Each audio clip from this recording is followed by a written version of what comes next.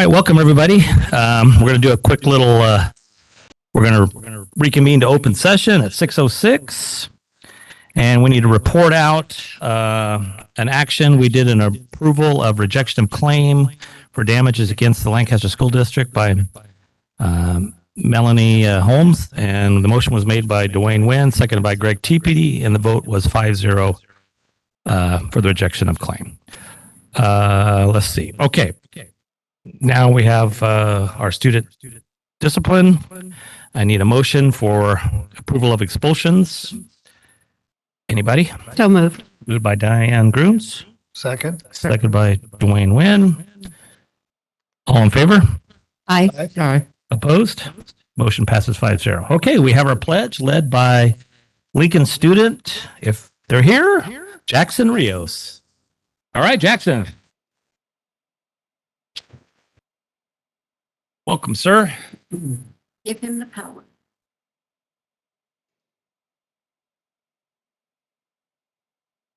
Great. Start again. Hello, my name is Jackson Rios. I'm a fourth grade student from Lincoln Elementary School. Today I will be leading you in the pledge. Everybody please stand. Put your right hand over your heart. Ready, begin.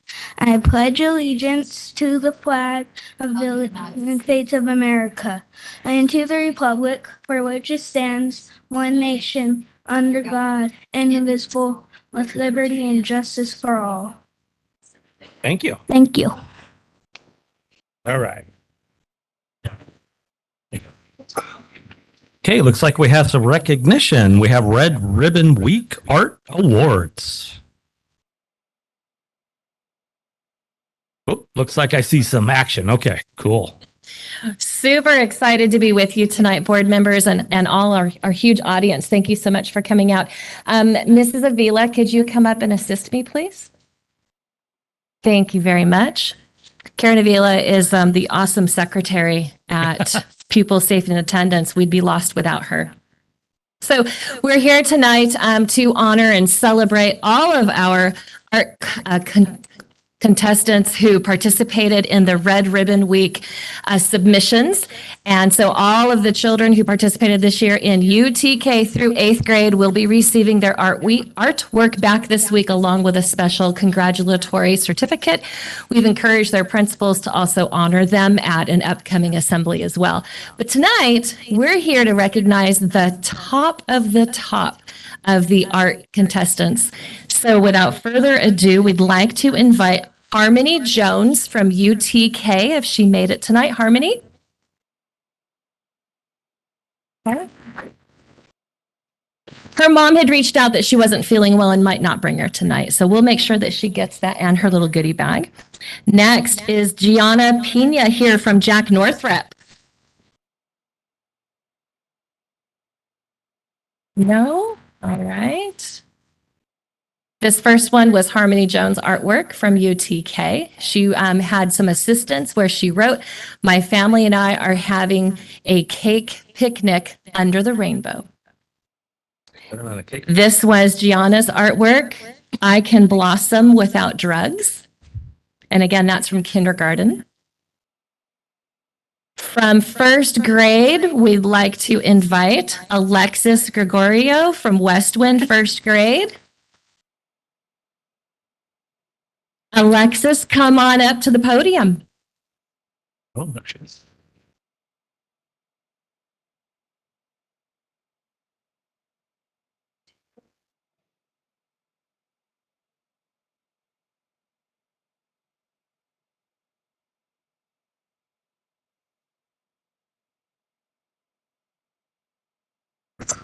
Congratulations.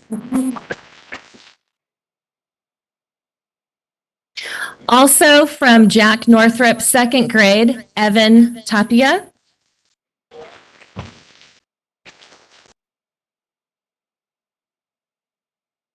And if you visited the billboard section on 10th Street West, south of L14, you also observed that Evan was one of the top 3 district winners this year as well.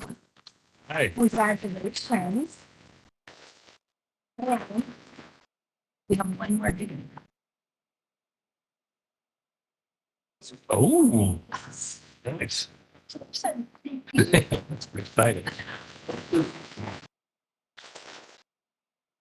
He said, I've always wanted one of these. Thank you for participating. Third grade from Jack Northrop Elementary, Jimena Gonzalez.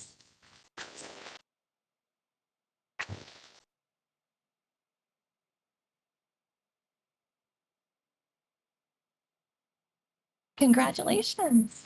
Do you remember your certificate? Good job. Thank you.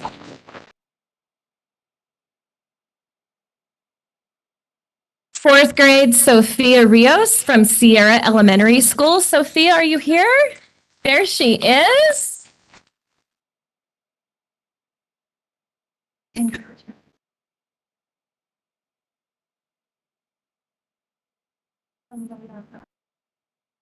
Sophia is also one of our top 3 winners that you observed her artwork on the billboard. Congratulations, Sophia. Yes. Sophia, one more treat because you were one of the district winners. Probably away with one of those two. Very sweet. A lot of pencils. Mark. 5th grade, Sandy Lee from Miller Elementary School. Sandy, are you here?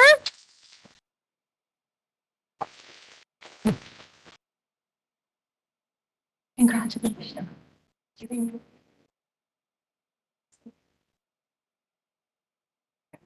Thank you. Boom. 6th grade, Mariah Borja from Sunnydale Elementary School.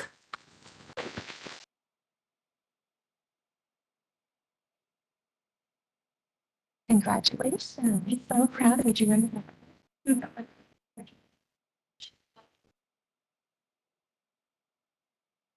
Congratulations.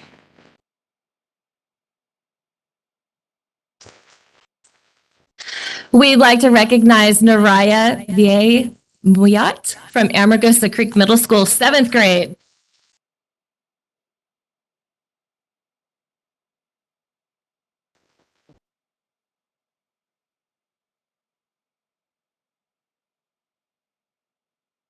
You're welcome. Thank you for participating.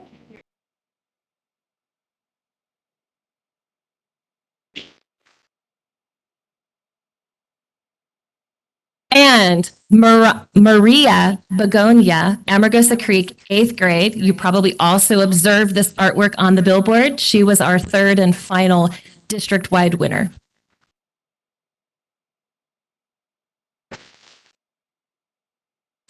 She couldn't make it, but we'll make sure that she gets her art goodie bag as well as her art supply kit for being one of the district winners as well. Again, just want to thank everyone for their participation. We appreciate our administrators and our school teachers as well, really making Red Ribbon Week stand out to our students and really honoring this time to really support staying away from drugs and giving students positive alternatives. So thank you.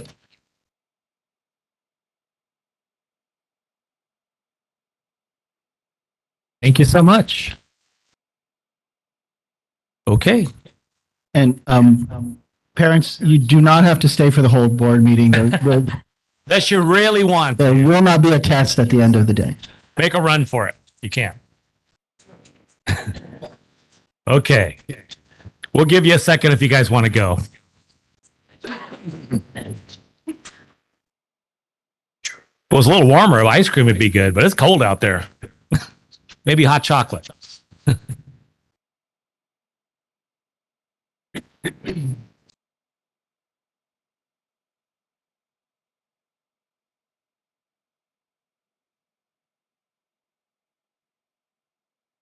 Thank you guys for coming.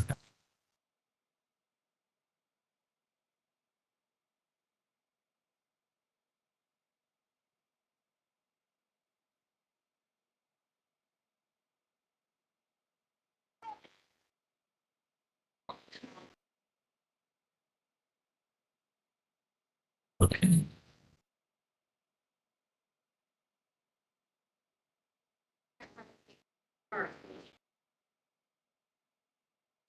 Don't be shy. There's seats up front now.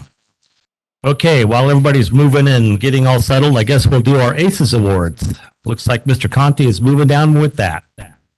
Thank you.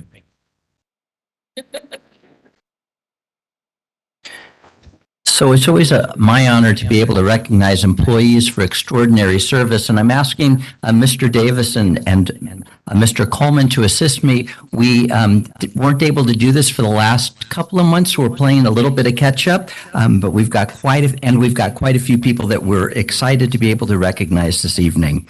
So first up, I'd like to call up Sarah Velasquez. Sarah? Sarah, I'm going to hang on to this so I can read it, and then I'll give it to one of these fine gentlemen, and they'll fight over who gets to actually give it to you. But stand here and face the board. Sarah, you're an MTSS paraeducator, and I wanted you to know that you were nominated by your principal at El Dorado, Mr. Coleman. Not this one. I'm not sure which one's better looking, but neither one of them compare to me. But anyway.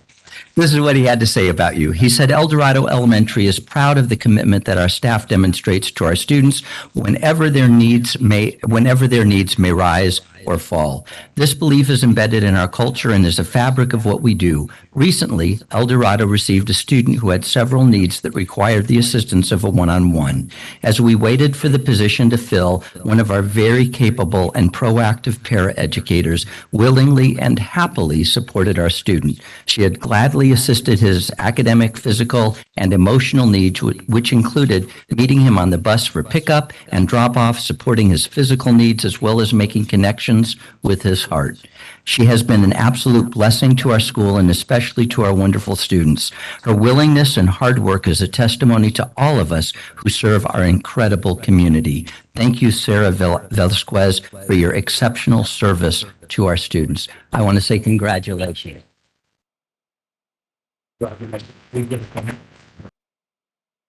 Oh, look. Bonus flowers.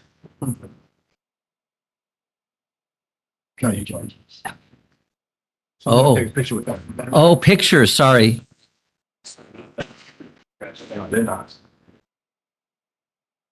Thank you, Team El Dorado. Is Diana Silva here this evening? Diana, there you are. Come on up. Again, Diana, I'm going to hang on to this so I can read it. Diana, you're the Family Community Ambassador at which school? Just testing to want to make sure you knew. At Jack Northrop. And you were nominated by Sandra Romarian and Johanna Gomez. So they work with you in the office? And this is what they said. They said, you're the Family Community Ambassador, and you work very hard and are an extraordinary team player. It is sometimes you provide assistance in the health office, which isn't even part of your job description, but you just jump in wherever you need it, ever are needed. And they went on to say that you do it. You help without a complaint, and they are truly grateful for your service. I just want to say thank you for all that you do. The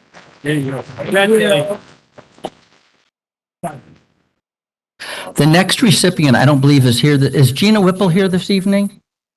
So I'll let you know. I will make sure she gets this. But we had a tragedy strike one of our families. And just to paraphrase, Gina jumped in and got some resources for the family and really did an extraordinary job of assisting that family. And we're grateful for her and everyone who always rises to the occasion when it comes up. So now I have several that are all part of one. So I'm going to invite the following people to please come up. Stephanie Andrews, Lizette Altamirano. Lizette is not here. Suzette Gonzalez. And Angela Shahady. Angela's not here. So let's see. I think if I keep this one, I'll be in good shape, and I'll give these to them. Here you go, gentlemen. So you were nominated by Rebecca Cooksey. Do you know who she is? She's right up there. You could smile at her and wave. Yeah. So this is what Mrs. Cooksey had to say. She said these four family community ambassadors have worked hard to let parents know about the Hazel Health Program provided by the district. This program provides mental and physical telemedical help to our students. These four schools have far more signups than any other schools in our district. They are doing an amazing job keeping our families informed, and we just want to say thank you for going the extra mile to make sure our students get what they need at school. Thank you both.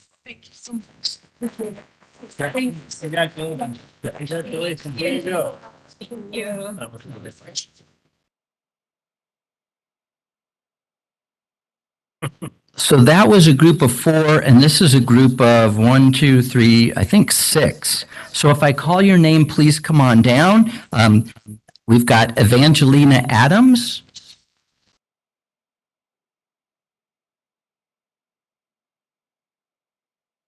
Karen Avila.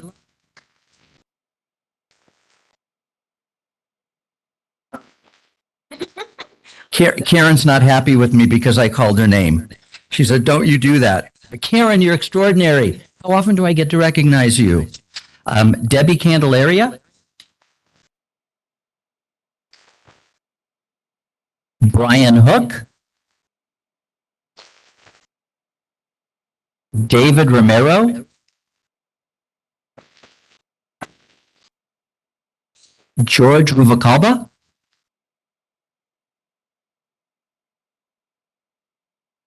And Trish Wilson. All right, so while they're all passing them, any of you have an idea why you're here? Okay, look around. What do y'all have in common? Okay, moving on. You were nominated by Kimberly Cochran, and this is what she said. "I would like to nominate the following incredible employees for the ACES Award. Evangelina Adams, Karen Avila, Debbie Candelaria, Brian Hook, David Romero, George Ruvalcaba, and Trish Wilson. In addition to the fantastic service this crew provides every day, these all-stars provided outstanding support for our first pupil safety and attendance town hall event on substance abuse and the fentanyl crisis on October 26, 2022. This awesome group took care of the gym setup, preparations and provisions of hot coffee, technology support, communications with community partners, and much more. This event would not have been possible without them. Their work supported the presentations by our community partners and the community resources available to support our families and students. We are truly blessed to have such a dedicated team that works hard together to provide an exceptional event for our families and community members. And kudos and thank you for your ACES Award this evening. Congratulations.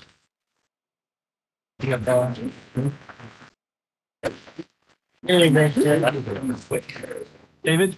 Yes.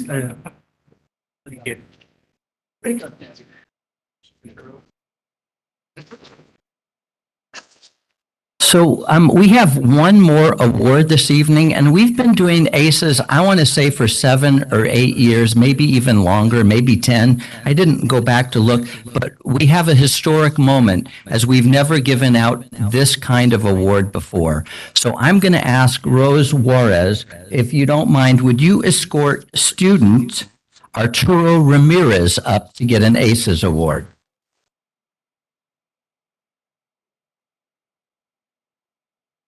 While he's coming up, I had the pleasure of going over and meeting him at school and talk to him in front of his peers to let him know that he'd be receiving this award. But Arturo is one. We often read in the papers and hear in the news the things that we don't do well. Well, tonight I want you to know that we do a lot of things well, and some of them maybe we have nothing to do with. Maybe it's just because Arturo has a heart for service. Maybe it's because your parents have raised you well, but I will tell you, you made a tremendous difference. I want to read what Rose Flores wrote about you. She said, I have a student from Fulton and Alsbury, Arturo Ramirez, who observed students walking to school without jackets. He wanted to make a difference and asked if he could participate in our coat drive by collecting jackets. He managed to get over 100 jackets for our coat drive, And as if that weren't enough, he volunteered his time at the coat drive as well. I submit to you that we're giving him an award, the first of probably many, and I look forward to watching you and your leadership because you are changing the world today, and I can't wait to see what you do in the future. I am so proud of you.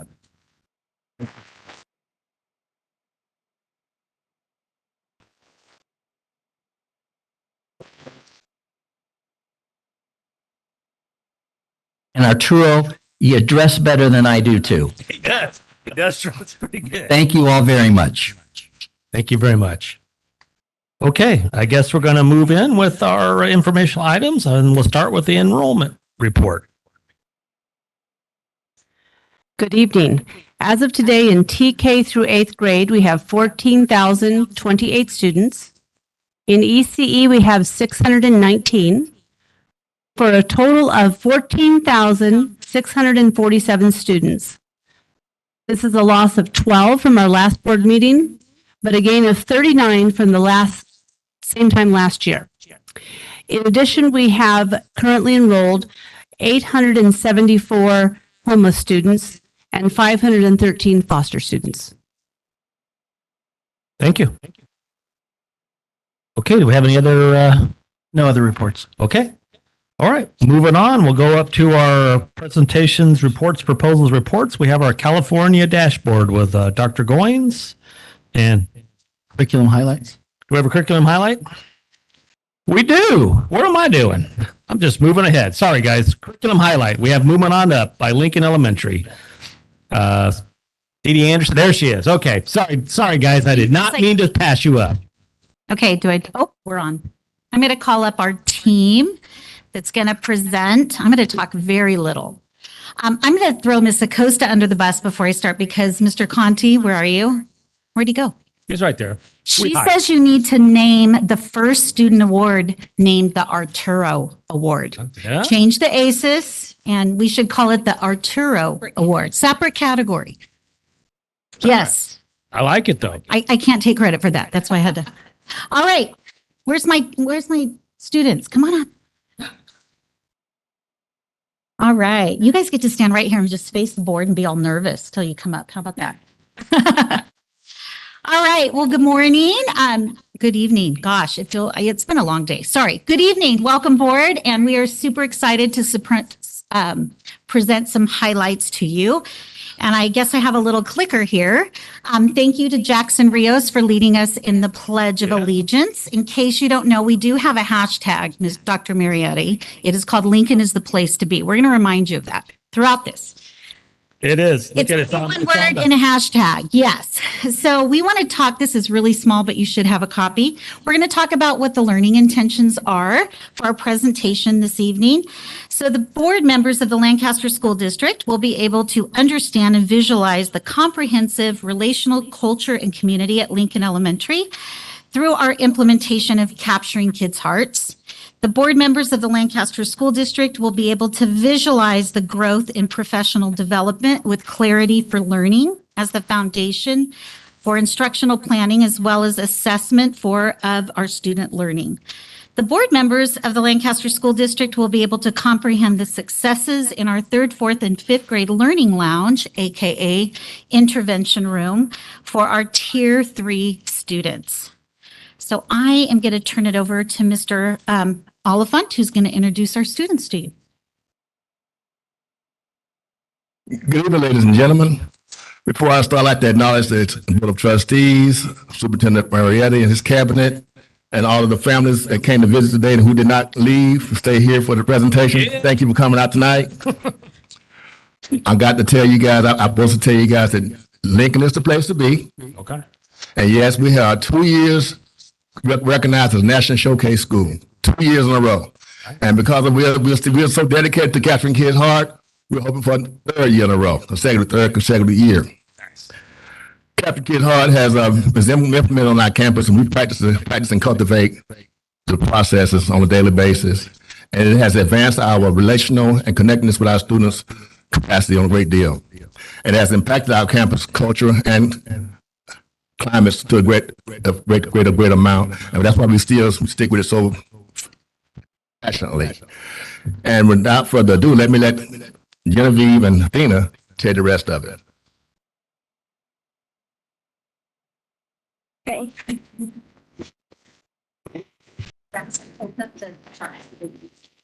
Testing? Okay.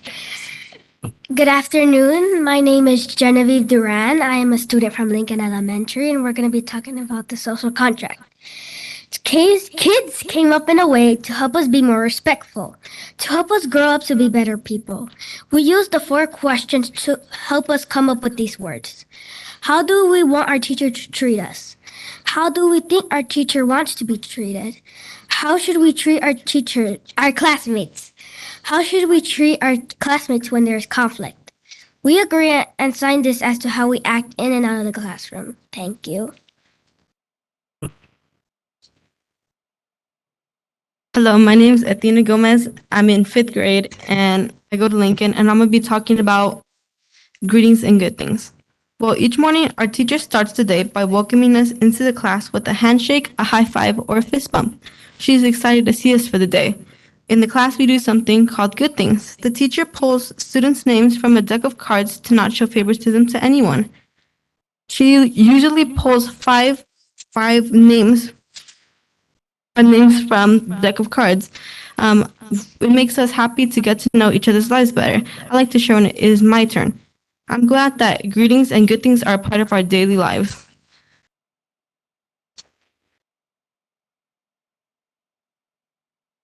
So social contracts are just a part of every classroom. I don't know if you got to see Jackson's, but that was from his class.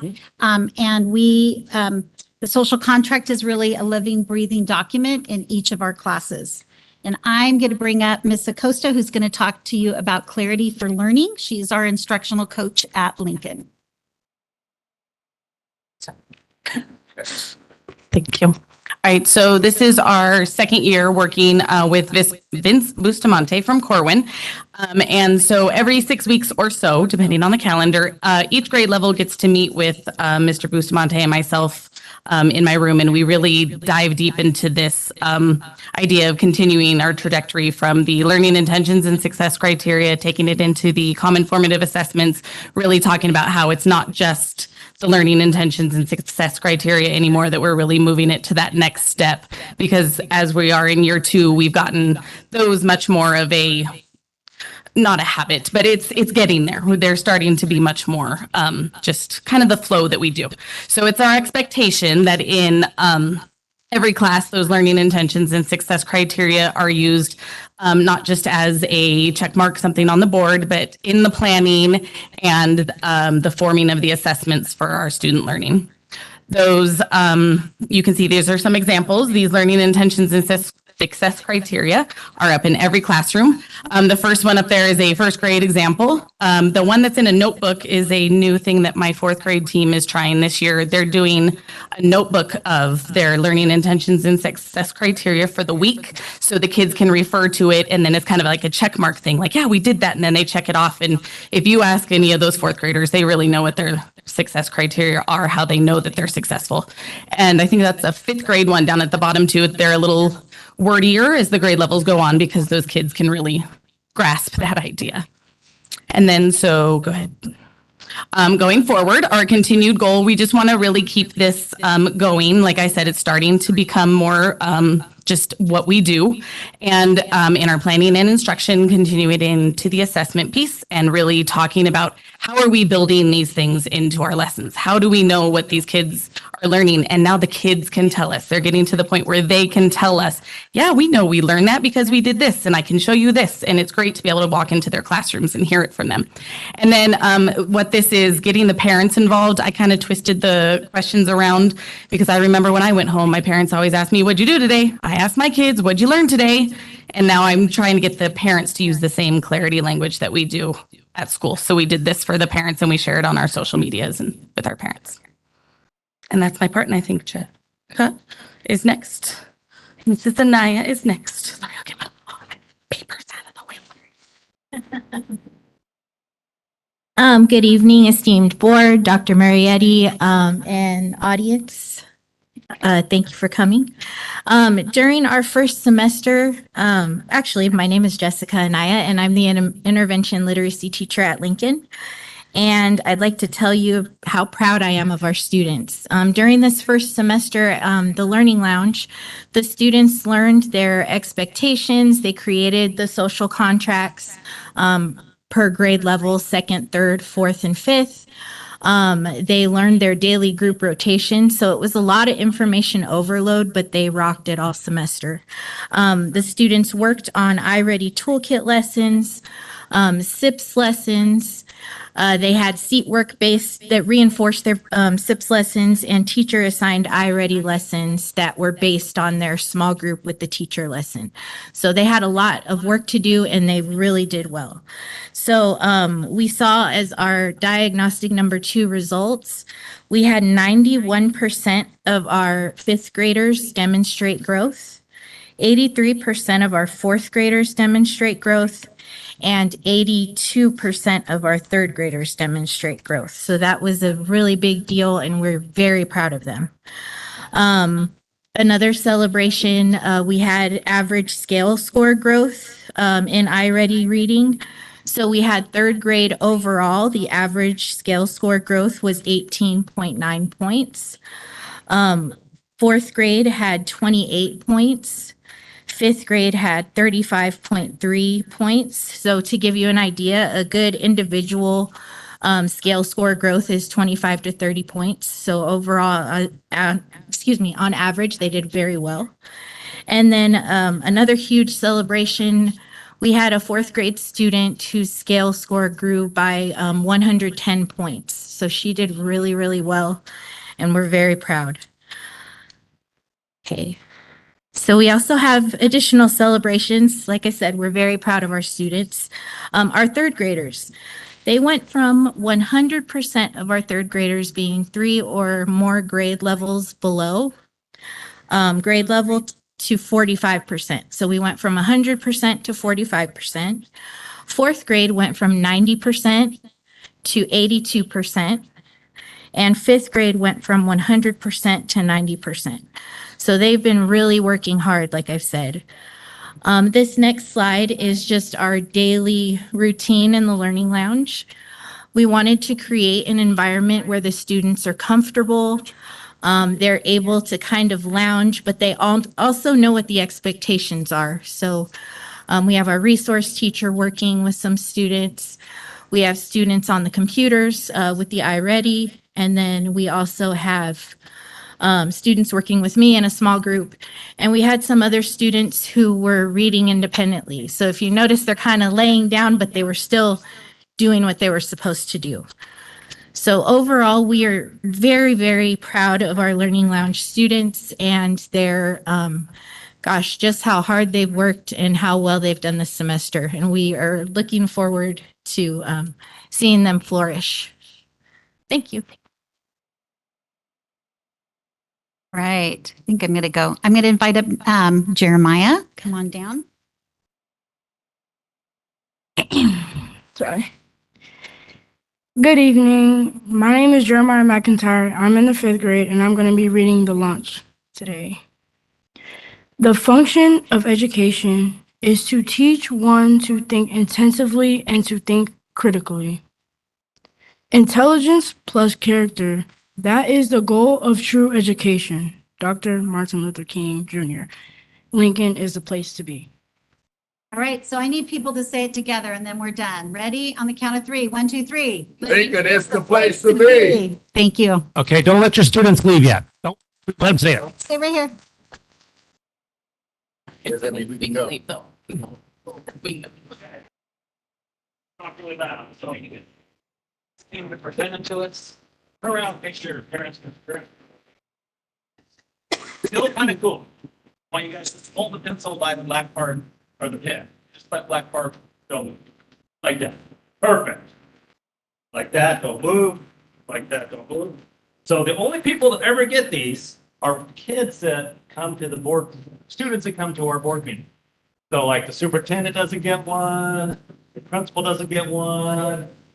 Nobody gets it. It's just you guys. So what happens when you come, you get one of these. So what makes them cool is The top, okay, you guys aren't gonna push it. One time. Push it again. One more time and hold it up for your parents to take a picture. Hopefully they'll all light up. Yeah! All right. Okay. So you guys can mess around with these tomorrow. You can wave them in front of everybody because you guys came, and that's it. Just keep them and hide them and, be cool. Thank you, guys.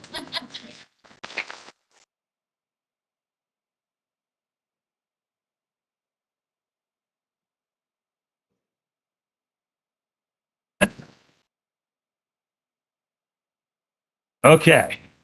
Thank you. We used to have a board member that would really get a kick out of that, and he would be smiling right now, Mr. Miller. So, yes. Okay. Now I guess we can move on with our California dashboard. I was so excited about it, I almost missed the students. So, come on down, Dr. Goins and Mr. Hume, and you guys are the tag team today, right? Yes. Welcome. All right, we got Thanks again, students and parents.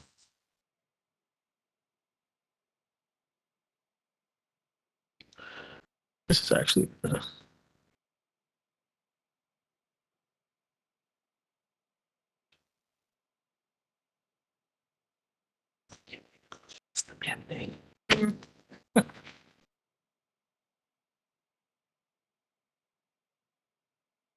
All right. Well, first of all, I want to thank you for giving us the opportunity to be able to provide this information to you tonight.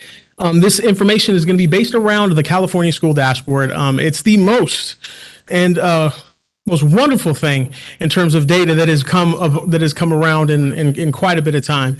And I say that with a little bit of joking in mind, but on the other side of it, I do say it with some sincerity in terms of the fact that when we talk about the California dashboard, it is something that is different than what any other state in the union actually does. So we are in a position where we are doing some different work. So both myself and Mr. Hume are going to be able to provide you with a quick overview of, first of all, what the dashboard is. And then second of all, we're going to take it another step further and provide you where Lancaster School District fell in terms of specific areas of the dashboard based on Ms. Groom's request for data. So when we talk about, I can go forward. So when we talk about the California School Dashboard, we talk about it in such a way that the reason that the thing that makes it unique is that it provides for various measures of how a school or how schools and a district actually perform. So what we do is we see that you have that piece that talks about being more than a single number, multiple measures. That's when we start talking about areas of which we start looking at areas of chronic absenteeism to see our schools bringing kids in and engaging students and engaging families to get kids into the classrooms. Are we seeing how are our suspension numbers looking? How are our schools reacting when we see students that may be acting in a specific way that we need to be able to redirect? And what are we doing, and what systems do we have in place to be able to work with students in those areas that might be more troubled? We talk a little bit more about, obviously talks about the grades, the ELA and the math, because we do need to be speaking towards how we are doing academically, because that's what we do. And we also talk about areas in terms of our English language learners and under the English language proficiency indicator. The other piece to this that makes this particular piece unique and a key message to this is the idea that it has a focus on equity. It's not a whole. We don't look at the whole system. We look at the whole system, but we also, on top of looking at the whole system, we look down all the way down to the individual student groups, split into about 13 separate student groups within a school. Lancaster School District, for the first time that we can remember, and Sam and I were calling it a couple years ago, that we eventually would have all 13 groups in there. We now have all 13 groups involved. So it's something that it shows us where we're able to work and where we're able to focus our energies. Another piece of it our key message talks about it being supporting local decision making. So this is where it gets really near and dear to my heart. On top of the equity piece, it turns into a huge piece of where we can use this information to be able to inform all of the things that we do in terms of our local control and accountability plan and our school plans, and feeds all the way down to our school plans, hopefully down into lesson plans and the work that we're doing. So when we hear messages from like Ms. Anderson, who talks about teacher clarity, that's something that was informed by the information that we get from situations like the dashboard and pieces like that. So wanted to make sure that was evident. Another piece to this talks about what is the California School Dashboard. When we start talking about this, this is how California looks at our schools and our districts. So when we're judging, or I want to say judging, but when we're looking and evaluating the work that our schools are doing, and we evaluate the district as a whole, we're evaluating not just based upon a single number, but we're actually evaluating it based upon change. So it's not just where we're at, it's going to be about where we're at, plus how well did we do this year compared to last year, and what supports do we need. Now, I'm going to play a caveat to that one for 2022, because last year there was no dashboard and there hasn't been a dashboard for the last 2 years. So due to the fact there hasn't been a dashboard for some time, the state of California has decided that what they were going to do is provide us with a different sort of measure where they're only going to report us on status. So this year's you're not going to see a report that includes the change piece to this. That will be coming in 2023, in the 2023 fall dashboard. The other piece to this that I want to make sure that you realize is that this is usually released in that fall timeframe, usually around December. So we're in a position right now where because that's when we know that's when this is usually reported, we know that this is going to be moving forward around January, February is when you're going to start seeing us be able to report back on it. The next piece to this is we talk about this is where does the dashboard fit in California's accountability and continuous improvement system? So the California LCAP, everything we do is based around 8 state priorities. We talk about the student engagement and pupil engagement, academic achievement, and such. So that's one huge piece to the continuous improvement model. The LCAP and the SIPSA inform that because we're talking about how we involve our stakeholders and being able to, our educational partners, in order to be able to get people to come in and provide us information. We're in the process of a plan to be able to, we're in the process of doing that right now. That bleeds into that whole idea of that, how we do. So the dashboard shows how have we done in comparison to what we said we were going to do. And then on top of that, the indicators provide us with an integrated state and federal accountability support system that provides us with access and resources from the state of California, our local county office of education, to be able to help us get to where we want to go.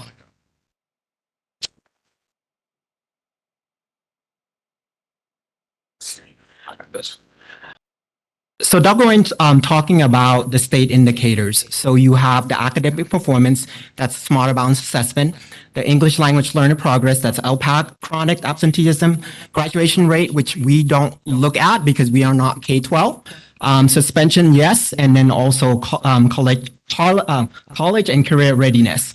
Next, please.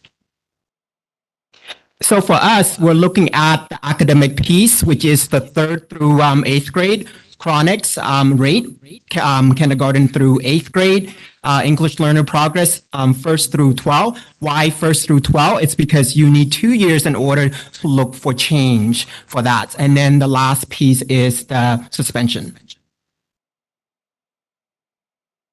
So like I said earlier, when we talk about the California School Dashboard, the benefit to it is that it's not just based upon numbers. So we're not just talking about the numbers that we get from our CASP scores, or it doesn't talk about just the numbers from our suspensions, our suspension rates, and our chronic absenteeism, but it also rolls into the idea that we have local indicators as well that we report on. That's basically the idea that whenever we have like a youth truth survey that's coming up at the end of January into February, that's a piece of that local indicator that we report on. The idea that we report back to the board and we report back to the community as a whole. This is how we did, and this is how we're looking. So the local indicators include basic conditions, talking about our teacher assignments, ensuring that we're putting quality people in front of our students, implementation of academic standards, the idea that we are actually implementing, and we have a plan to implement all sorts of academic standards. And it's not just our Common Core when we're talking about math and language arts, but it's also talking about all the other pieces turning into even health standards, and sometimes they even talk to arts, some of the arts pieces. Talk about school climate surveys. This is that youth truth survey that we report on a yearly basis, parent involvement, family engagement, and how we've reached out to families and what we've done to be able to do that. That sits back to that thought exchange, all that information that we've been receiving, that we've been pulling and trying to get from families since the beginning of the year. And then finally talks about access to course, which we are held accountable to ensuring that our students are provided opportunities to get into the courses that will get them to where they need to be. So which measures are on the 22 dashboard? So last year, since we did not take, or the year before, the 2021, since we did not take the Smarter Balance Assessment, they're only using the local indicators, which we are required to submit and get it approved yearly. Due to the AB Assembly 130, it restricts CDE to only use the current data. That's why we only have status only. So those status are very high, medium, low, or very low, and along with the local measures. In addition, they're using, as you can see on the graphic, it's everything is all in purple. That's the only color that we're using to show status. So reporting current data only, so there's no change.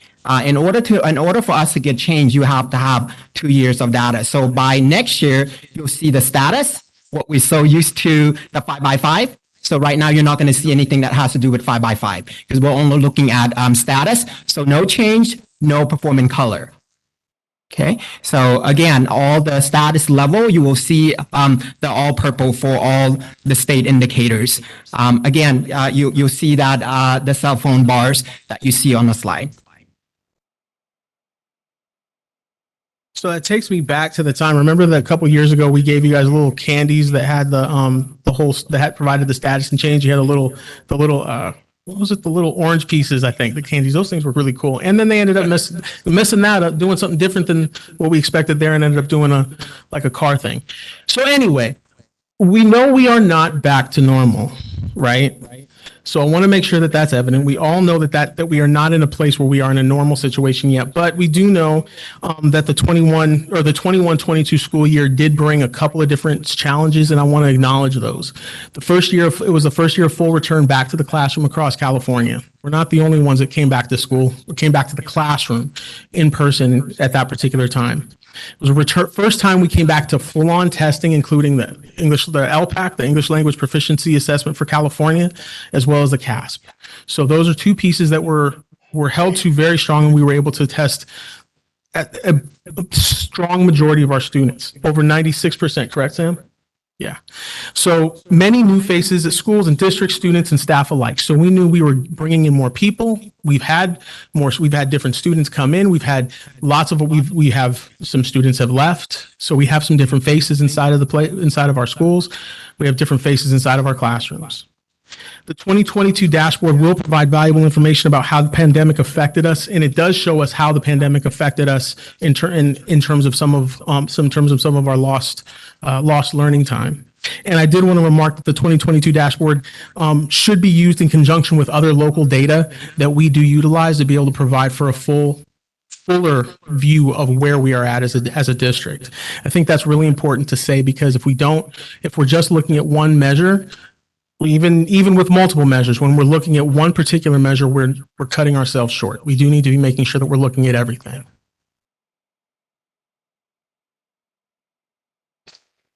So some possible contributors wanted to make sure that there was a solid understanding that we have. There's a substantial increase, just a kind of a preview of what Sam's going to give you in just a second, or Mr. Hume's going to give you in a second. There's a substantial increase in chronic absenteeism, quarantine both staff and students.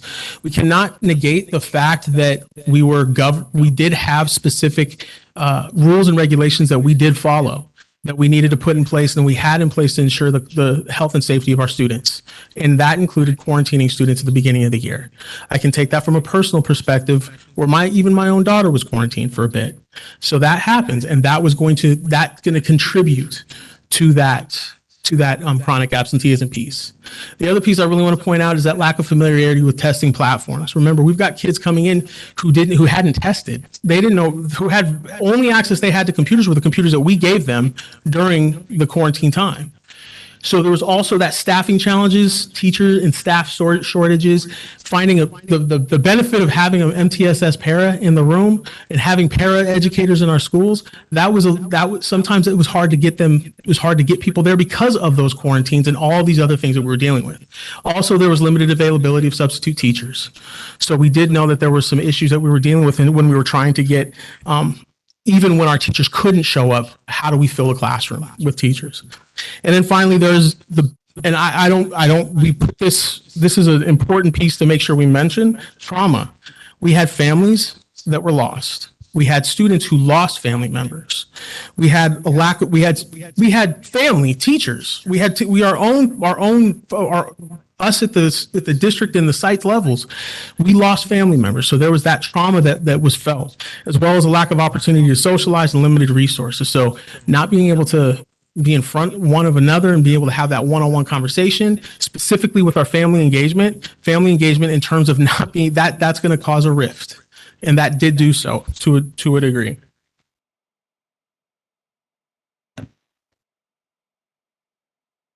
The reason why we included that particular piece is that we're not making excuses, but we need to acknowledge the challenges that we had faced, our students, our family, our teachers, and we will continue to face those challenges. So we need to acknowledge that. Dr. Gray had mentioned about chronics. So chronic absenteeism, including all excused and unexcused, unverified, and suspensions. So it's really critical when students are not in their seat, there's a strong correlation between attendance and academic achievement. So that's why we want to start out with the attendance first, to show you that why it's really critical for us to be working with family, working with the community to ensure that our students are in their seat. So you're talking about 10% of the enrollment instruction days. So you're talking about 180 days. So 10% of that would be 18 days. So some students could potentially last year had been quarantined, 2 weeks.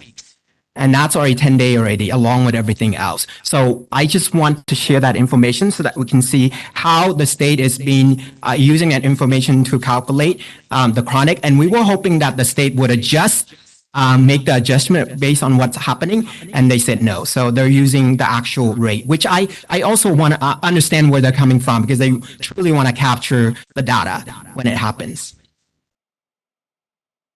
So this is our chronic rate.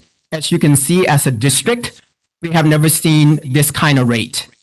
We're at 48%, 48.3. And remember what we said about status only. So with chronic, we want the opposite. The academic, we want to see very high. Okay. But for chronic, we need to see very low. So this is, you can see that pretty much many of our student groups that Dr. Goins had alluded to are very high based on what happened because of the quarantine. Again, this was no one's fault, but we need to acknowledge that. So the two student groups that had the very low, even though with that, you can see Filipino, it's still considered high based on that particular cutoff that the state provided us.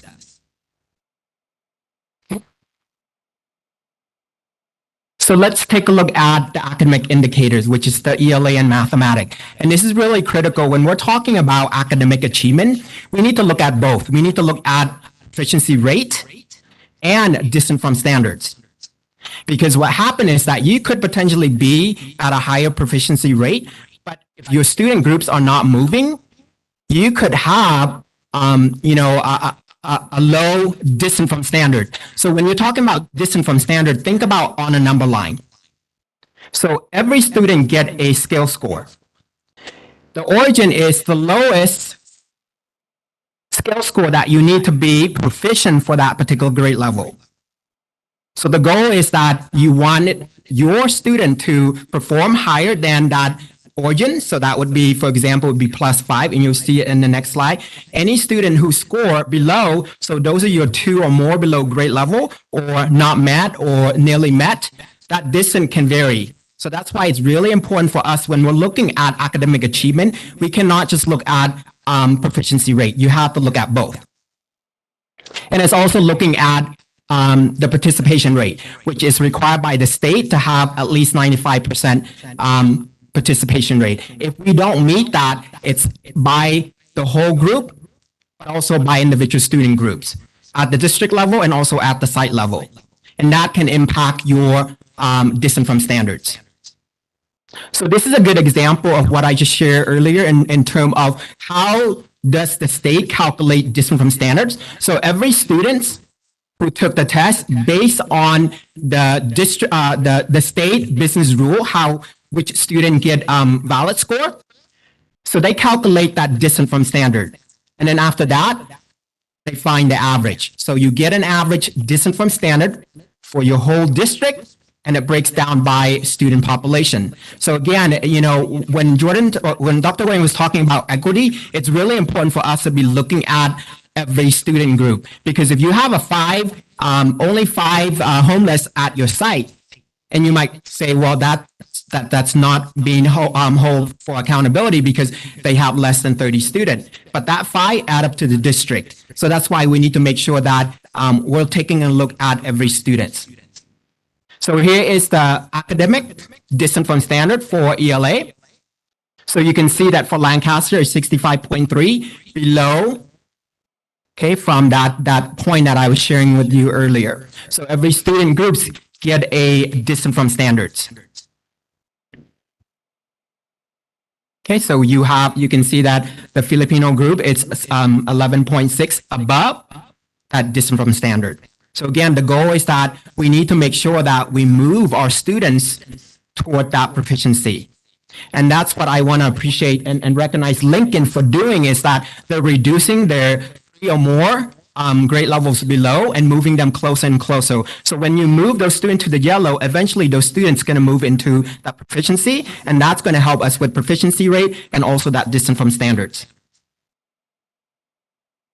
So this is mathematics. Mathematics always been a struggle for us as a district since I started here. So again, you can see that distance from standard, triple digit across pretty much majority of our student populations. And what Dr. Nguyen had alluded to earlier, we had 12 out of 13. Now it's 13 out of 13 student groups that we have to be mindful and making sure that we are providing targeted support and resources to those students. So again, for academics, very low is considered, if you're looking in terms of what we did in the past, that would be red. So we see a lot of our student populations are in the very low status. Okay, our English Learner Progress Indicator, that has to do with LPAC.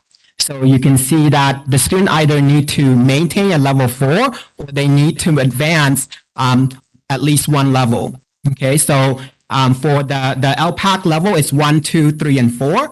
But when you're talking about accountability, they break up level 2 and level 3 to 2 low, 2 high, 3 low, and 3 high. So a student could potentially move from a 2L or 2H. That's considered an increase of a level. So it's really critical for us to look at those scores to identify where do they fall within that level 2 and level 3, because they could potentially be 2L, 2H, or 3L and 3H.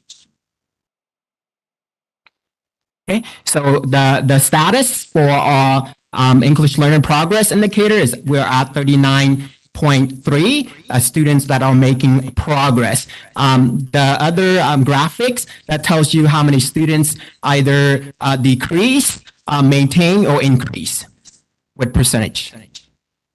So again, we really need to make sure that, our site administrator, our teachers, folks at the district level understand the data and how can we use the information to drive and provide targeted support for our English learners. Here's the suspension rate, K-12. Okay, so it's talking about at least 1 full day.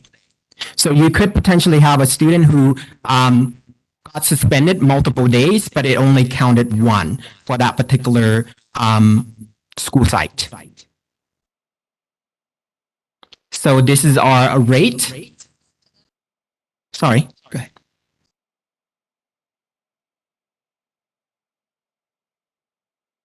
Okay, so if the student, when we're talking about community enrollment, is they have to at least enroll for 1 day.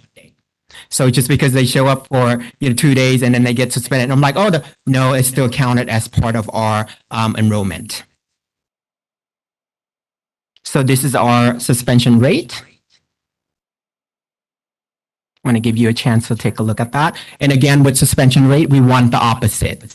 We want to see very low, whereas the academics, we want to see the opposite, which is we want to see very high. So again, 13 student groups. So let's take a look at where we are as a district in terms of our attendance. So you can see that we have 3 graph. So the green indicate this year. So there's certain instructional weeks that were lower than the previous year. So at this point, when we're looking at that, the year-to-date attendance is at approximately 89, close to 90%. And one of the things that we're asking school site to do is look for pattern, look for trends. Discovery. I had a conversation with the administrator over there, and she was able to identify specific instructional week that had lower rate last year, and this year she was able to put system in place to address that need.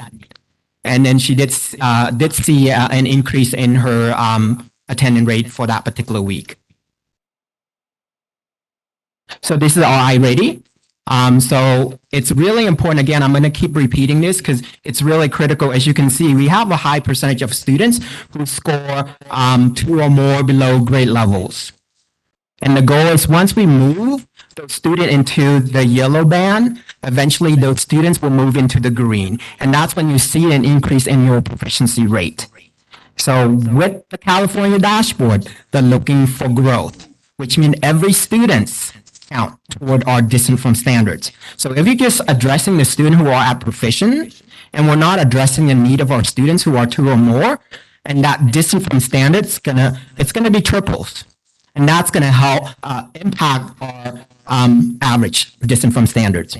So I want to recognize the school site, the site administrator, our teachers, and our students. We saw a reductions of the 2 or more, a 9% reduction. So that means those students are moving into the yellow band or into the upper band. And then the same thing for mathematics, a reduction of 13%. And we saw a huge increase in both reading and mathematics in the green band. And that's what we like to see. This is our suspension based on the information that I pulled from the Lancaster School District, the Lancaster Interactive Dashboard. So you can see we do have a decline or the reductions of suspension, but we still have multiple months left because that's going to be looking at for the whole year.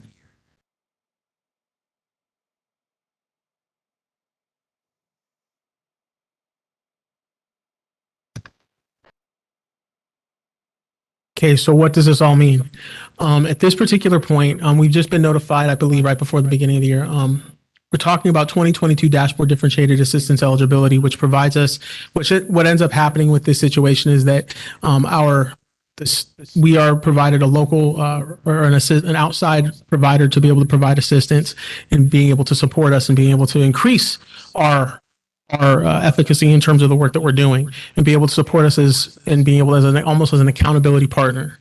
So more districts, it is important to mention at this particular point that we do have more that this year at this particular time after coming out of the pandemic and all of these things that have happened over the past couple of years, over the past years, that there are more districts that have been put into that are experiencing differentiated assistance than have ever happened. This is the first, you've got over 77.5% 80 LEAs in the LA County alone that are going to be identified, that have been identified for differentiated assistance, which provides that more than half of the LEAs identified as eligible for DA this year, the 32 were not, there were a good portion of those who have never been identified in the past. So this is something new for most of California at this particular point. And we are going to be provided this, we're going to be working through this assistance. Other piece to this is that the 35 of the differentiated assistance, I got to get the DA piece out of the way. The 35 of the DA eligible LEAs had 2 or more student groups meeting the criteria for eligibility, and student groups that most frequently met the criteria for DA eligibility were our students with disabilities and our foster youth, which is very consistent with how Lancaster School District performed. Only one district previously identified as eligible for DA in 2019 or for differentiated assistance in 2019 actually is no longer a differentiated assistance district. So that only happened with one school site throughout the state of California at this particular point. And a lot of it off of data that we've received from the various meetings that we've comes from that chronic absenteeism piece.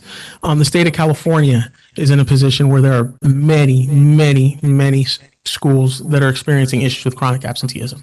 I think that's important to say. So these are the groups that were found that we're going to be that we are being found that put us into a differentiated assistance category. For our African American students, pupil achievement, that's a state priority, along with the CASP, ELA, and math that we need to take, that we're going to be working towards, all the way down. And again, that one group that used to be the one that we didn't have as a significant population, our Pacific Islander population as well. So what does this all mean, though? Because I think it's, in terms of doing this, it doesn't mean that we're in a position of not being able to perform and do this work. Now it's where this is where the rubber hits the road. This is where we do the work. This is where we get our hands dirty, and this is where we make something happen. We've got excellent principals. We've got excellent teachers. We've got the best students that the world has ever seen, and I think we got great kids. We've got great kids. My kid is in that group, and many of you have kids in that group. So I want to make sure that that's something that we point out, that our students are among the best. I believe our teachers are among the best, and I know that our principals and our administrators, our assistant principals, our counselors, our para-educators, our janitorial staff, our computer techs, everybody here is among the best. We know how to do this work, and we know how to make this happen. So actions that we're planning on, that we're looking towards, are some of those targeted actions that are already in the local control and accountability plan. We're evaluating the progress and seeing where we're at with it. Culture and climate programs, we have multi-tiered systems of supports. MTSS is not something that's going away. It's something that we're going to keep on really working hard. We're looking to try to train the majority of our school sites at this particular, by the summer, we should have everybody trained at that particular point so that we're good to go and moving forward and being able to really build solid systems in that way. This is going to provide for social emotional learning. That's going to be that social emotional learning that we know our kids need. Coming out of situations of trauma, our kids are strong. We're going to bring it out by being able to provide them that work. Positive behaviors, interventions, and supports, we know that works. It's a evidence-based practice that we know works. We're going to be focusing on attendance. We're going to be focusing on culturally responsive pedagogy, meaning that we're going to be focusing on our kids and working with our kids where they are at, picking them up where they are at, and being able to work with them to get them to where they are going to be. We can do that. We're going to be re-engaging students who may have grown accustomed to or prefer distance learning. We know that our students learn best I'm going to say this really loud. We know our students learn best when we have a teacher in front of them in the classroom. Distance learning works for some, but for a majority of our kids, we know that we need to be in front of them. Want to improve school climate to ensure environments are welcoming. That's how we're using PBIS and the SEL programs to be able to work through some of the trauma that our students have experienced, because students will exhibit behaviors when they experience trauma, and we all know that. We're going to be focusing on mental health and wellness. I want to focus, and I want to really give a shout out to Ms. Cooksey for Hazel Health and bringing that to the district, something that our students have access to right there on the class, right there in the schools. I've, again, utilized that for my own daughter as well. We've got trauma-informed practices that we're going to continue to work towards, as well as community circles that we know that we can, so that we can work on making sure that our students are experiencing minimal separation from the opportunities for their opportunities to learn.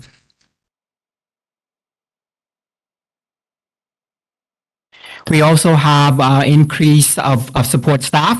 We have counselor at school site, social workers in some of our middle schools, MTSS behavior coach who really address that chronic absenteeism, making sure that we have a system across the district and way for us to monitor successes and also challenges. The attendant improvement counselor extended learning opportunity program allow our students to have access to enrichment. As you know, some of our students are getting double period of language art, double preparing of mathematics. This is a great way for us to really engage our student, get them back in the seat in the classroom to ensure that they're able to get what they need in terms of instruction. Focusing on standard-based instruction and grading. Focusing on accelerating learning and not remediation, because we cannot go back and remediate what we miss. We have to make sure we are scaffolding, making sure that we are providing small group instruction to address the need of our student, refining instruction and learning opportunities to enhance student engagement. So if students are engaged, they're more likely to be in the classroom. Implementation of teacher clarity, you heard that from linking learning intentions, success criteria, and focusing on some other component of teacher clarity. And finally, really important that we are working on that early literacy component, because if students are able to read and write effectively by the end of second grade, they're going to be successful. So that's conclude our presentation. We're opening for questioning. Okay, who? Anybody? No one. Mr. Teepee, go ahead.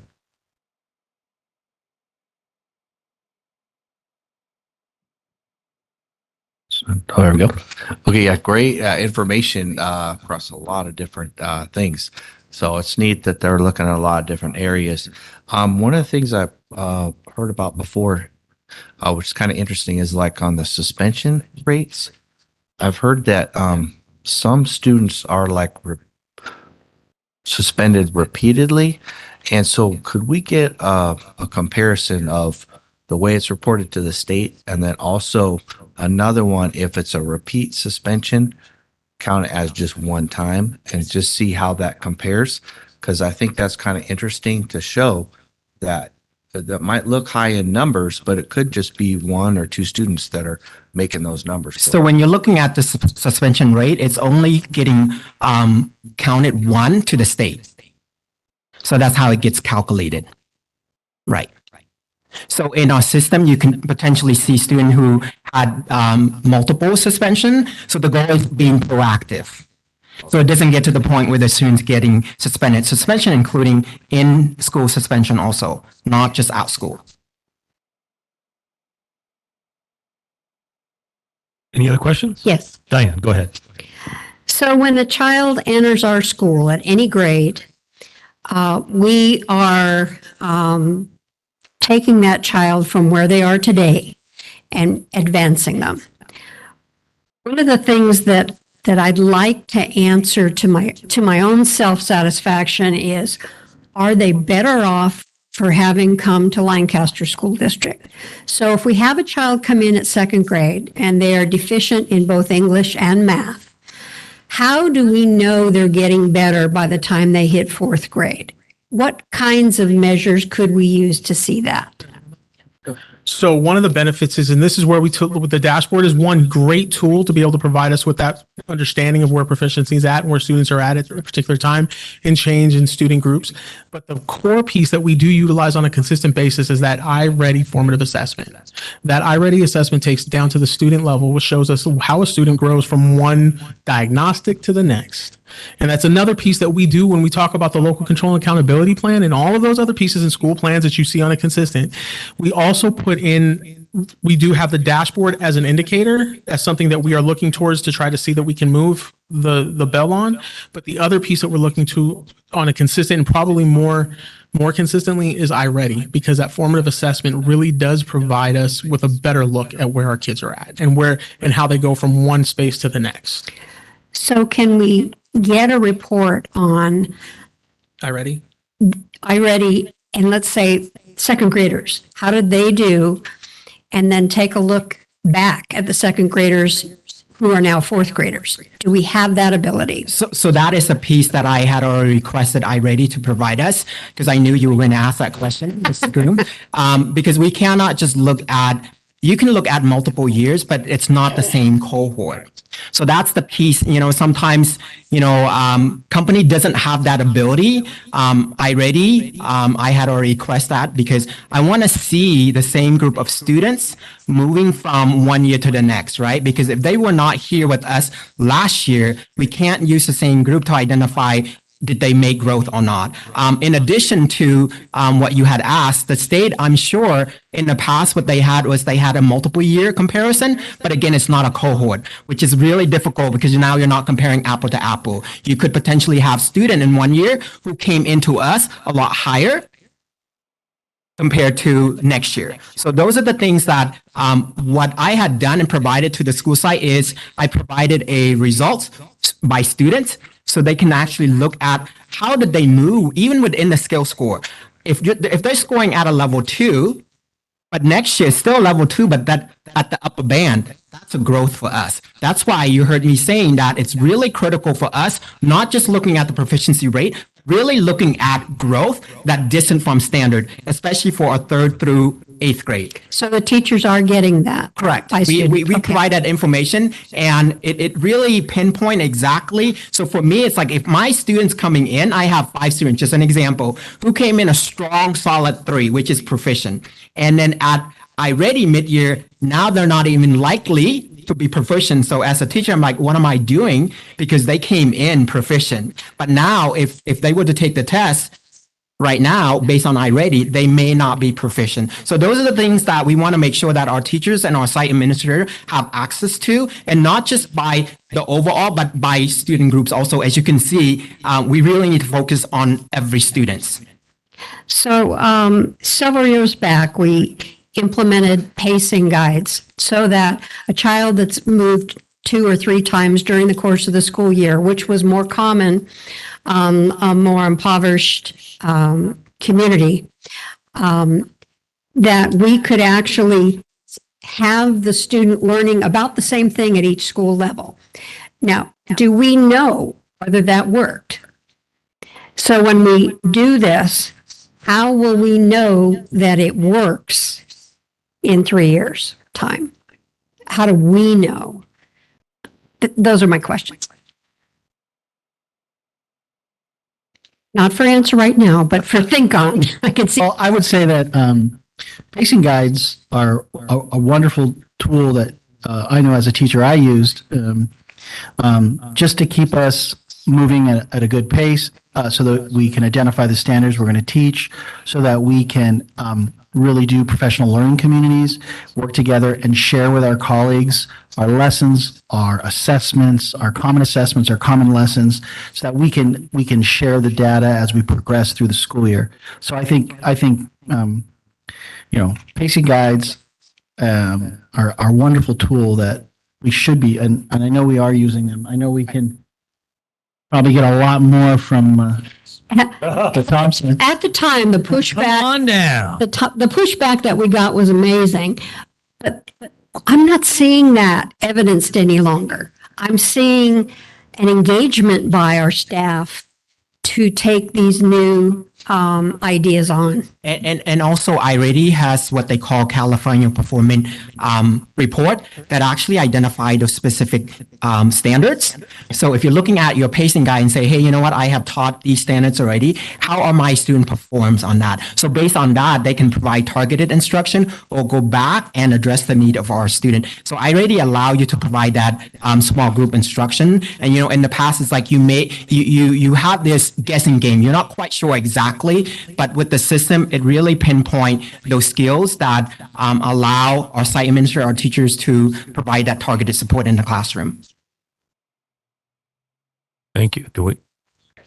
Krista, did you want to say something? I know you do. You came all the way from the back. You got to say something. I just wanted to make sure that Ms. Grimm's question was answered. So to clarify, so I understand your question, when you say pushback for pacing guides, meaning against it or for it, or what were you hearing? At the time, this was many years back. Sure. There were a lot of staff members who went, no, I want to teach my way. I don't hear that any longer. At least I'm not party to it, but I'm out there a whole lot more than I was before. I'm not hearing that. I'm hearing more of an engagement on the part of the staff. And I think that I'd love to see reflected here, because it's a big difference in our climate. I totally agree with you. I think what we have seen in the last 5 to 6 years is an emphasis on standards-based instruction rather than page by page and what comes next in the book. And what that means is our teachers are collaborating around what it is that they need to teach, what it is the students need to learn, and when that needs to happen. That can create a little bit of dissonance in terms of transition from site to site for our students who transfer from site to site, but we have enough measures in place to catch those kids where they're at and get them where they need to be in their core and intervention classes. So really the emphasis is around our conversation that the teachers are having around the standards in their PLC groups. A pacing guide helps guide that, but it's not the Bible that they need to live by if they find that their students are showing a different need. And that will be captured and is going to be captured in, Sam mentioned and Jordan mentioned our iReady data, but we also have DIBBLs. So that's new this year. That's going to be an extremely strong point, data point for our reading scores as well. So just wanted to throw that out there. All right, Sorry. thank you. Any other questions? Pamela? Okay, thank you guys so much. Appreciate your time and your comprehensive report. I know you guys love doing that data stuff, and Diane loves it, and we need to hear it, and we appreciate your guys' hard work. Thank you. And at this time, I think we're going to call a short break because we need to shake it up here a little bit. So we're going to do a real quick one. We'll be right back.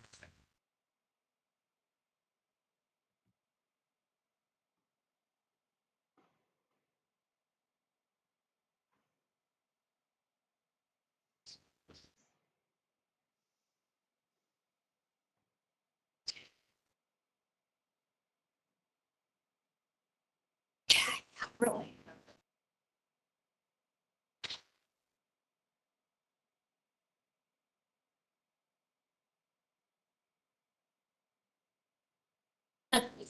Yeah, stuff on the agenda, friend. Come on. Things on the agenda. Right.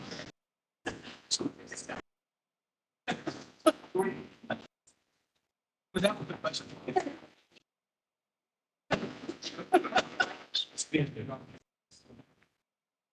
Oh, I will.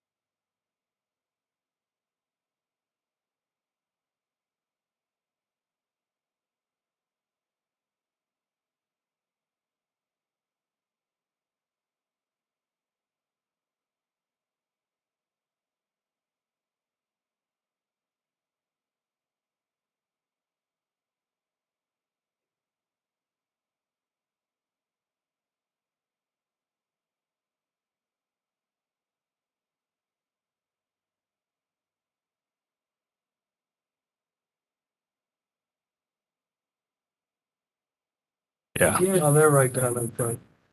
All right, let's reel this thing in before we all, I'm going to be on the floor pretty soon. So,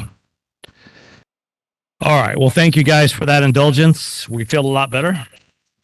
Well, somewhat better. Can only do so much. All right. I guess we're on item 14, individual action items, educational services. We have the approval of the 2021-2022 school accountability report cards. I need a motion. So moved. Okay. Go with Greg. Okay. We got Mr. TP with the motion and Mr. Nguyen with the second. Any questions or clarifications? Seeing none. All in favor? Aye. Aye. Opposed? Motion passes 5-0.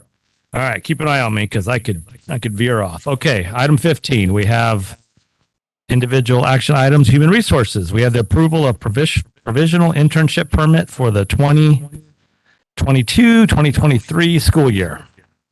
So moved. Second. Moved by Mr. Nguyen, seconded by Mrs. Grooms. Questions, concerns? All in favor? Aye. Opposed? Motion passes 5-0. Item 16, we have the approval of the agreement for Palo Alto Network Software. It is. Let's make a motion and second it. Moved by Mr. TP. Anybody want to second it? Second. Second by Mr. Nguyen. I think we have some questions and concerns about that one. That's why this handout's here probably. Anybody got questions? Is that what this is? This is it for that, no? Okay.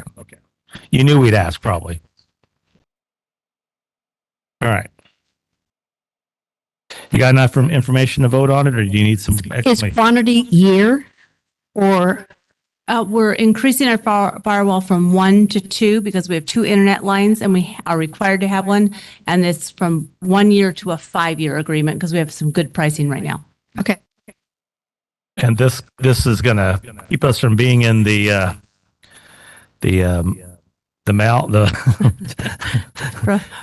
hopefully. Yes, hopefully keeps us far away from cyber attacks. That's Cyber right. attacks, yes. They're not saying, but I think that's what happened to the control towers.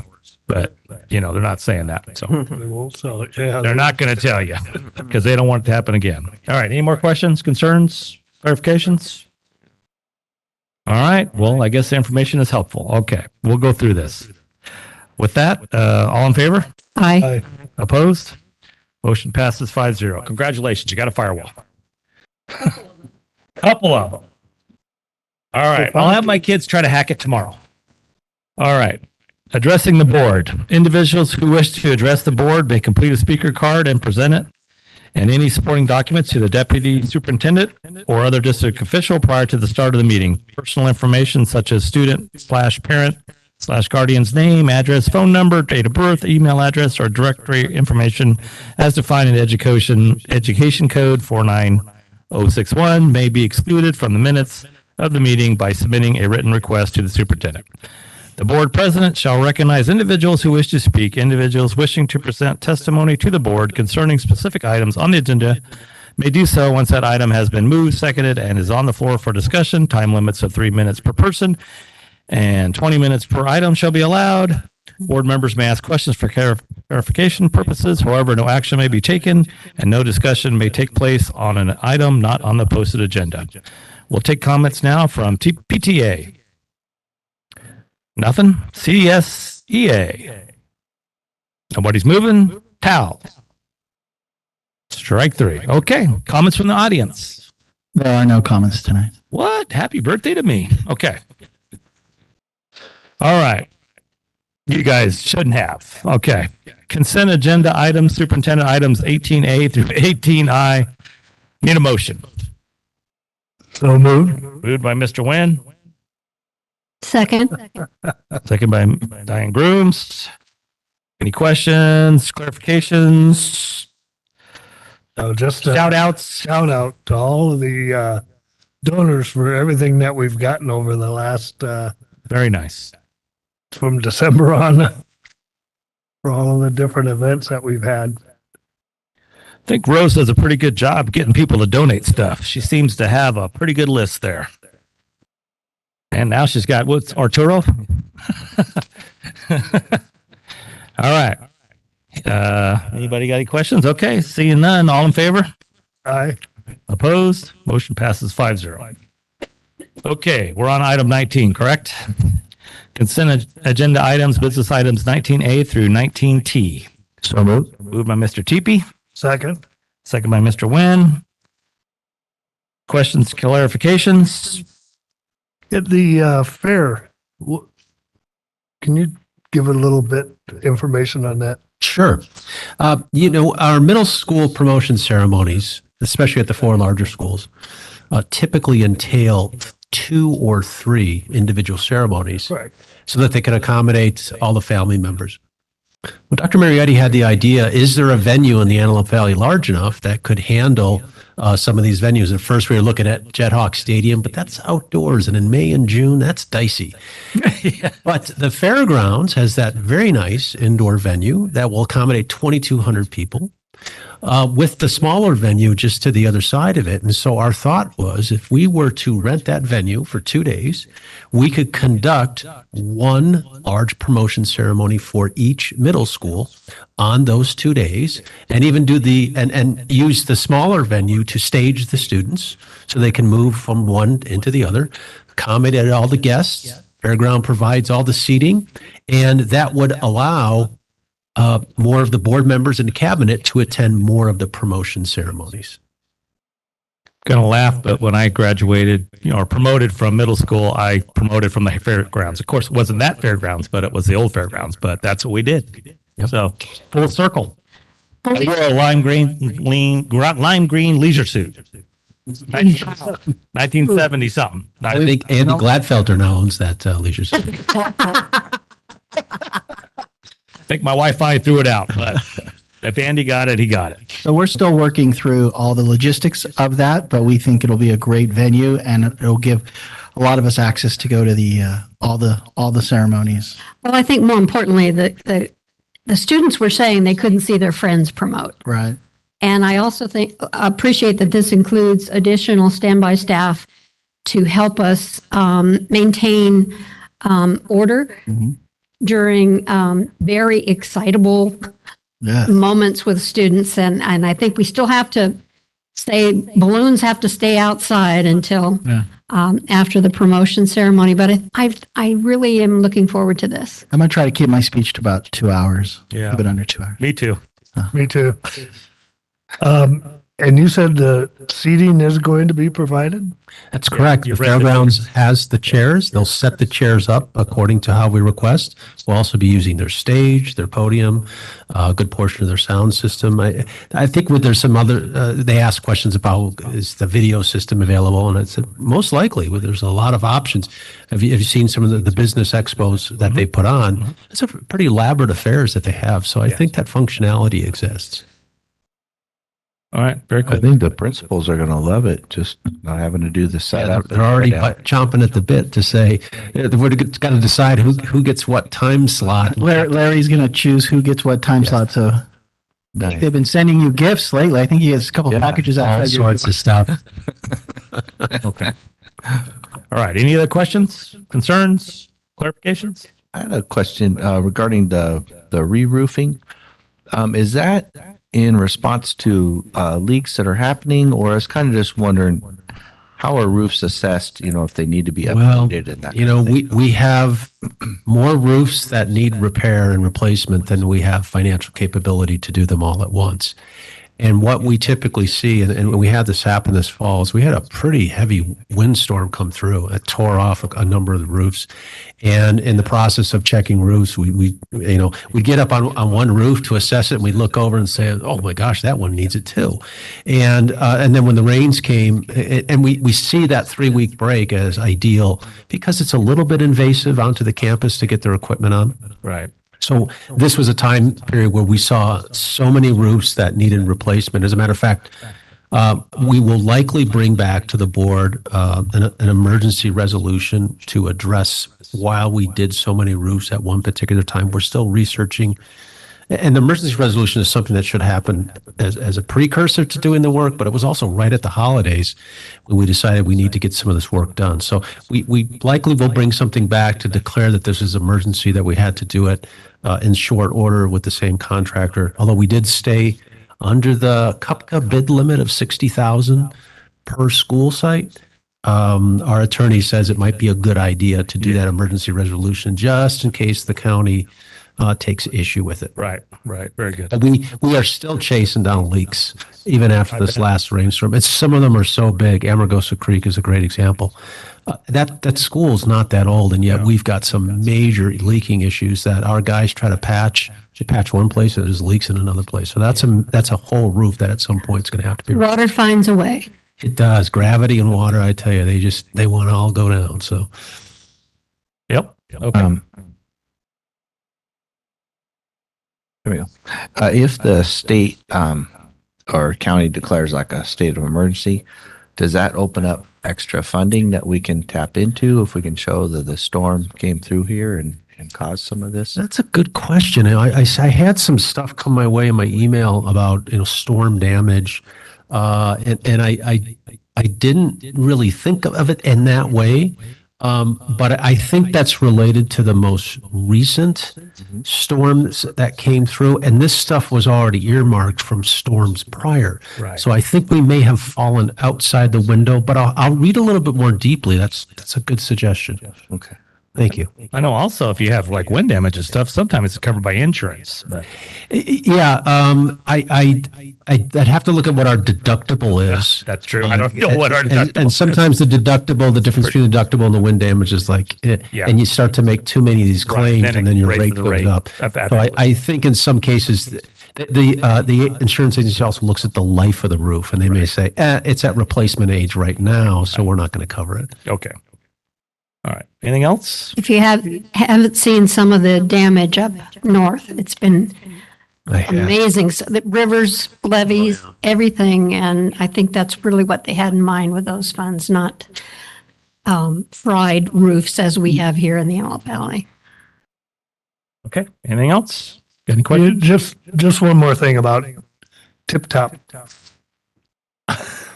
Tree trimming? I've had students come to me complaining that their trees were devastated. Yeah.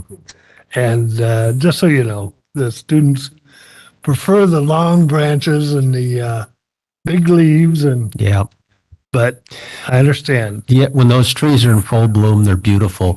And the reason they're so beautiful right now is because 5 and 6 years ago, we trimmed them back hard. And it makes the tree healthier. It makes that main part of the tree really, really healthy. And so, yeah, they look bare now, but in 3-4 years, the kids will be, wow, this tree looks amazing. And that's what pruning does. But they won't be in our school. Yeah, probably not. They come back and look. I'll send them pictures. Okay. All right. Okay. Anything else? All right. Seeing none. All in favor? Aye. Opposed? Motion passes 5-0. I think we're on item 20. Consent agenda items, educational services, items 20A through 20. Is that an L or an I? L, I think. Okay. Need anybody want to do a motion? Motion. Motion by Mr. Nguyen. Second. Second by Mr. Teepee. Questions, concerns, clarifications? We do have a representative of the Asian Youth Center here who might want to just give us a little bit of information. Sure. Is that the Asian Youth Center? Are they present? Did you want to come up and just give us a little bit of information on the program? On this one? Wayne, motion, Greg, second. Sorry, a little sloppy. I'm sorry, I couldn't find your name on the paperwork. Thanks, Michael. I think if you just press that button right there. Make it green. I got it. You the man. So the Asian Youth Center, we're presently at 8 Los Angeles Union School District schools. We were trying to get into the Antelope Valley Union School District, but there wasn't ready yet. Terry McDowell, she's Los Angeles County and you have to forgive me, I'm going blank right now. She made a call to Lancaster District and reached out to Paiute Middle School. Mrs. Porter said that she would be more than happy to welcome a Dream Center at Paiute Middle School. Me and my director, Alex Bain, we went to go meet with Ms. Porter, and we had a really nice meeting. And typically, the Dream Center is just a student empowerment program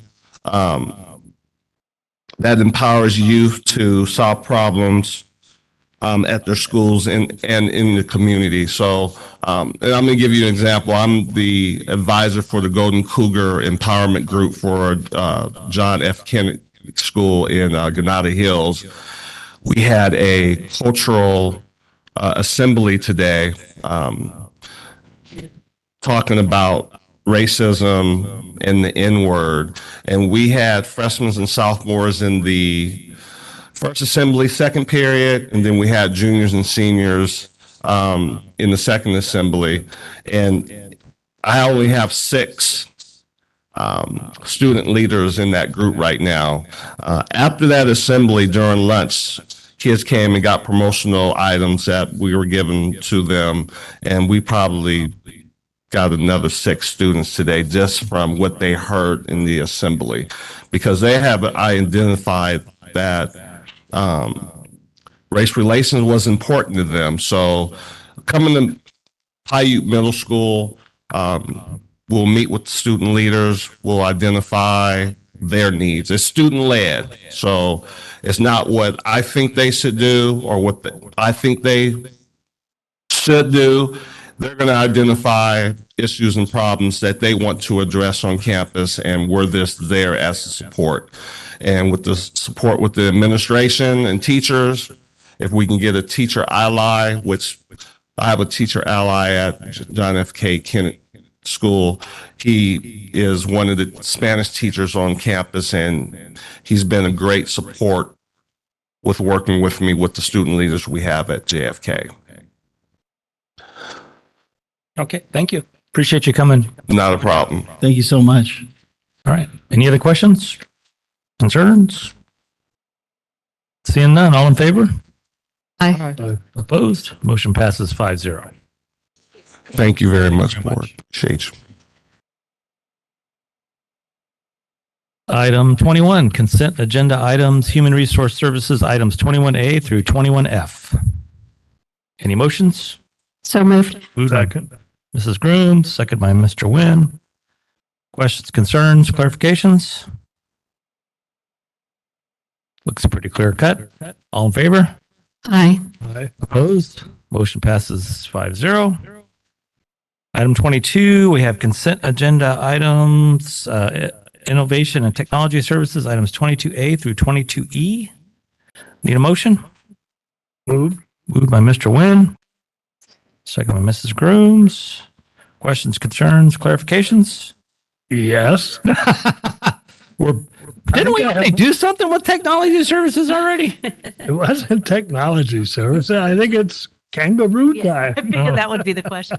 So that's a platform for communication for the after-school program. They can communicate directly with parents. Parents can communicate directly with them. They've been using that system already. This is just to add on some more schools.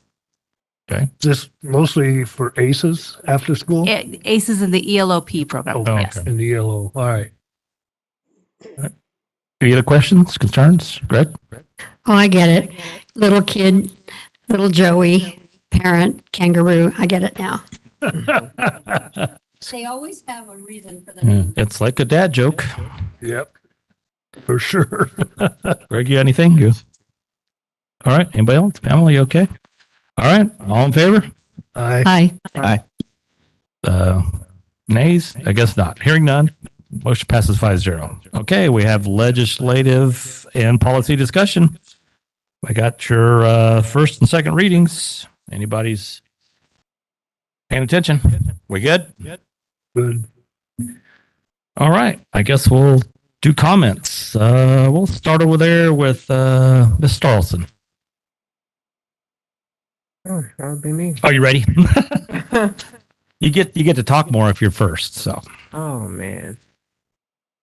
or not, whatever. You can do whatever you want. No, I think everything was pretty good. I wanted to thank all of the staff that came to brag on their students and their programs and their schools and keeping up the good work. And I was really impressed about hearing about Arturo Ramirez and the work that he had done as far as collecting the coats and things like that. I thought that was pretty cool. And I would second that, renaming that that first award. I think it's pretty awesome. Very cool. All right. Mr. Nguyen. Not too much, just a shout out for the Red Ribbon winners. They were excellent. I'm so happy to see three of our classmates that got whole Valley awards, so that's really good. To the ACES awards, those that receive those do deserve them, because I know I've talked to some of them that have received it, and they are so pleased with what they got. I think it's because Lexi gets down there and talks to them. Yep, it's not about the paper. It's not about the paper. It's about talking to Lexi. Dee Dee, thank you very much for bringing the kids from Lincoln. They, as always, were well versed in what they talked to us about, and they did a very good job. So thank you very much. Jordan, thank you for the CAASP updates you and Sam put together.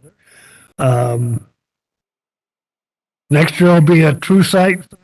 Hopefully, we'll get to see what the classes have done this year as a 2-year event, I hope. We need that.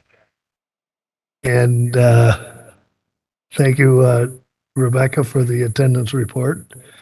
I hate to see a -12, but let's hope we can increase that again. Go the other way, go up, kind of like the Cowboys did yesterday. Anyway, that's all I have, Keith. All right, Go thank ahead. you. Mrs. Grooms.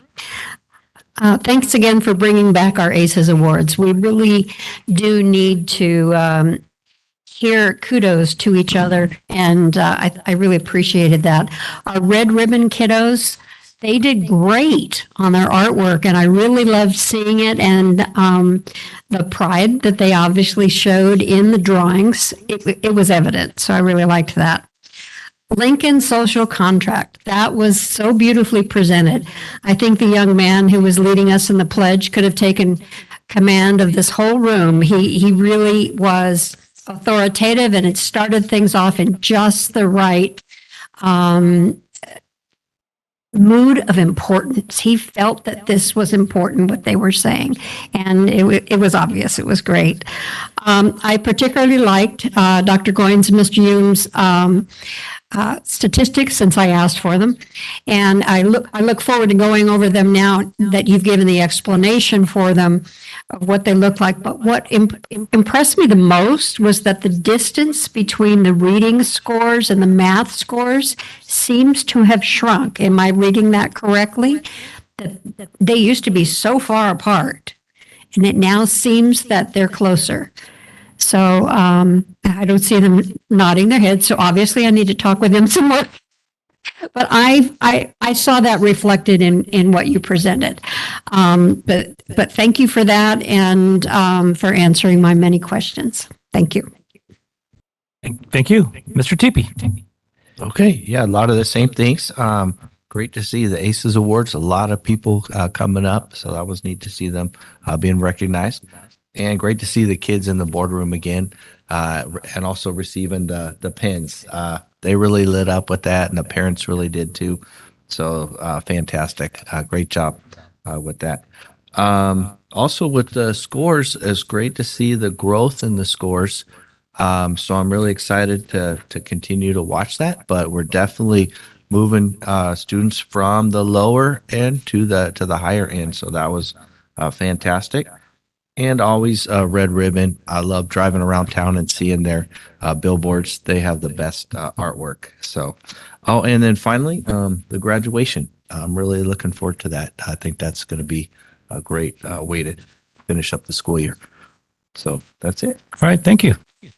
Dr. Marietti. Okay, well, I just want to acknowledge the Red Ribbon Week. It's alliteration. Acknowledge the recipients. I want to acknowledge everyone with the ACES Award. I think it's great to have board meetings where we celebrate all the wonderful things that are going on here in Lancaster. And of course, Lincoln Elementary, home of the... The Lynx.